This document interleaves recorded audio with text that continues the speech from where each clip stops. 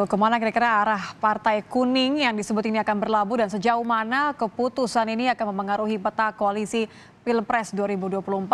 Kita akan bahas bersama pakar komunikasi politik Gun-Gun Herianto. Selamat malam Mas Gun-Gun. Selamat malam, Mbak Nitya. Mas Gun-Gun, sebelum kita bicara lebih jauh, saya harus minta konfirmasinya. Menurut Anda, ini Partai Kuning yang disebut, ini artinya memang akan merapat ke Partai Golkar atau justru malah akan ada kesepakatan antara PDIP dengan partai yang kuning merah ya, dengan Gerindra? Ya, jadi menurut saya sih gini ya, jadi ini tindakan simbolik yang masih polisemik, multi makna, multi tafsir. Dan proses ini memang dibiarkan menjadi satu strategi persuasif ya, di tingkat elit dan interpretasi yang dibaca oleh teman-teman media dan khalayak luas gitu. Ini masuk juga di ruang diskursus ya, diskursus publik yang kemudian salah satunya tentu akan jadi bahan perbincangan. Oke, jadi secara sadar dilakukan oleh seorang Puan Maharani ya, karena kan beliau Pasti. kemudian ditunjuk sebagai mengharuskan untuk memenangkan Ganjar Pranowo. Artinya Anda melihat bahwa PDI Perjuangan ini memang butuh Golkar atau sekedar ingin mengamankan koalisi agar tidak kemana-mana? Ya, yang jelas semua kekuatan akan saling bicara strategis pemenangan kan ya. Kayak misalnya PD Perjuangan dengan 128 kursi. Itu kan sebenarnya dengan P3 ya. Itu kalau koalisi dengan P3 aja sebenarnya udah melampaui presidensial Mhm. threshold dengan 147 kursi. Nah, kalau tambah Golkar kan Golkar itu punya 85 kursi. Tentu akan jadi lebih besar lagi dalam proses kandidasinya. Betul nggak? Hmm. Nah, hal ini tentu secara matematis menguntungkan bagi PD Perjuangan maupun bagi P3 yang sudah berkoalisi dengan sebut aja sudah mengikatkan ya komitmen dengan PD Perjuangan untuk sama-sama mengusung Pak Ganjar. Mhm. Tapi Golkar itu harus dibaca lebih cermat. Kenapa? Karena biasanya Golkar sangat fleksibel. Ya. Kita bisa lihat ruang jelajah komunikasi politik Golkar itu akan sangat ditentukan oleh 3 faktor ya. Pertama, figur yang kemudian siapa yang berpotensi menang gitu. Kemudian yang kedua tentu bicara soal power sharing-nya ya, apakah misalnya menguntungkan bagi Golkar atau tidak, ini kan bicara soal strategic planning dalam konteks kontestasi elektoral.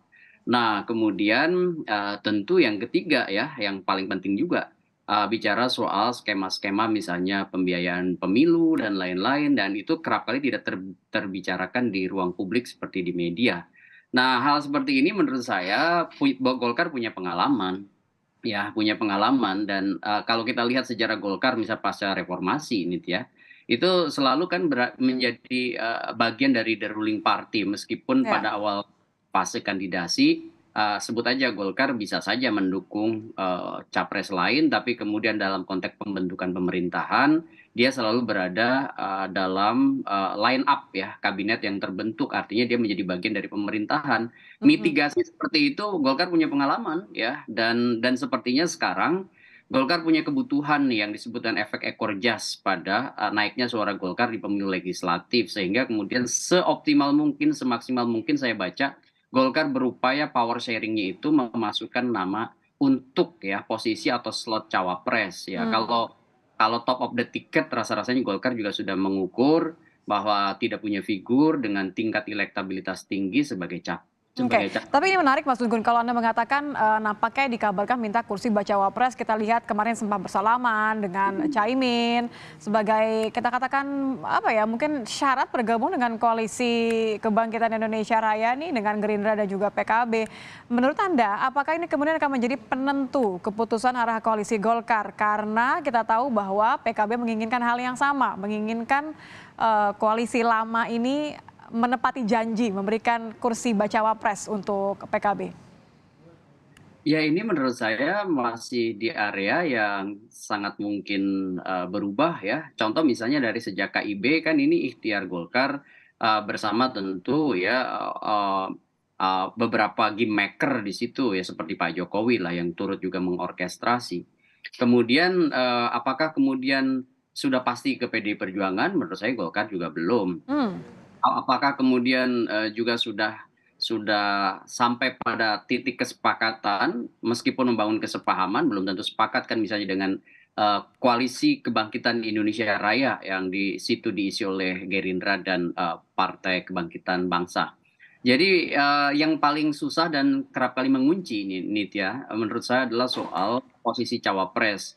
Kenapa? Karena semua partai kan menginginkan itu ya, Ya, menginginkan posisi itu sehingga deadlock. Mungkin ingat ya peristiwa 2019 ya, di mana ketika misalnya koalisi mau dibangun Jokowi dan format koalisi besar, salah satu yang kemudian menjadi hambatan yaitu psychological barrier menyangkut cawapres dan akhirnya kemudian mengambil opsi ya sosok di luar partai politik yang diterima oleh seluruh kekuatan politik. Waktu itu ada nama Pak Mahfud dan injury time kemudian berubah menjadi nama Kiai Ma'ruf ya. gitu. Artinya ini akan menjadi harga mati ya untuk Golkar. Siapa yang bisa memberikan kursi bacawa pres bagi ketum mereka, begitu ya? Ini akan menentukan apakah akhirnya warna kuning ini akan berubah menjadi hijau atau menjadi merah.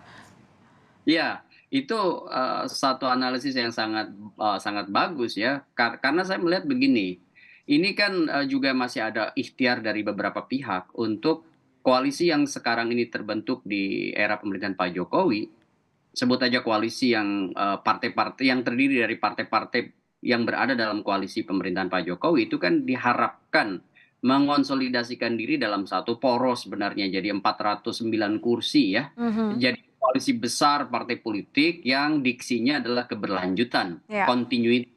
Tetapi kan tidak mudah, kenapa? Karena kan bicara ego sektoral dan bicara soal kepentingan efek ekor jas tadi pada mhm. pemilu legislatif. Sehingga misalnya Pak Prabowo apa mau misalnya tidak menjadi capres, selain menurunkan ego individunya juga bicara soal Pileg ya. kepentingan Gerindra untuk dapat kan nggak mungkin juga efek ekor jas hanya dinikmati oleh PDI Perjuangan Ya, Gerindra. toh dua-duanya di-endorse oleh presiden begitu ya. Persis, meskipun kita sama-sama tahu bahwa koalisi di Indonesia kan berjalan 2 tahap, yaitu pada saat proses kandidasi dan pada saat proses pembentukan pemerintahan. Dan bagi Golkar, menurut saya di tahap pertama ini dia akan all out, memaksimalkan kesempatan sekaligus sumber daya politiknya untuk mencari format dia berada di cawapres, untuk kemudian bisa berada di atmosfer utama Oke. perbincangan terus kompetisi apa namanya pemilu 2024 Ya, gitu. nampaknya pengendara masih harus menunggu lampu lalu lintasnya akan berubah menjadi seperti apa. Terima Dari kasih. kuning atau merah gitu ya, atau Ya, menjadi hijau.